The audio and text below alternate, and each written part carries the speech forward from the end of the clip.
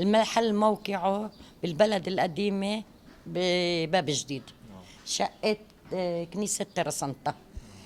هذا المحل وقريب علينا بالبلد، ونحن فتحنا هذا المحل بالنسبة مشان أولاد البلد بحبوا هالإشي وطلبوا منا هالإشي وطلبوا من ابني هالإشي. والحمد لله عمال بتوفق شوي شوي.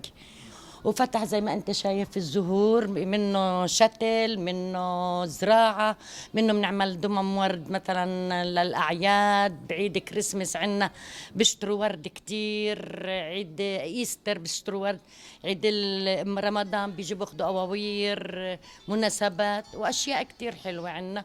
والحمد لله الولد موفق، وأنا بالنسبة كأمه بوقف معه وبساعده، بيطلع بيجيب الأغراض.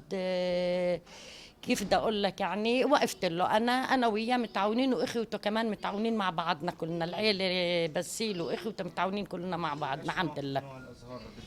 الازهار بنجيب اول اشي بنجيب شتل اللي بيطلبوه، مثلا مثل ورد الجوري فيه مكبس، في ورد جوري مش مكبس بطلبوه، مثل الدبوس، مثل الريحان، عرف الديك مثلا. هذا بسموه زي الليمون بس هو مش ليمون، زي نوع ورد بسموه ليمون بحبوا يزرعوه.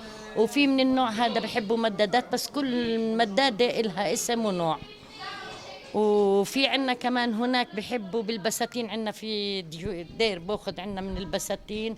هذا بقولوا له فنجان القاضي، بفتح بالنهار بغمض بالليل بفتح بالمر، بس كتير كتير حلو. واشياء كتير عنا حلوة يعني والتوفيق للجميع والله يوفق العالم.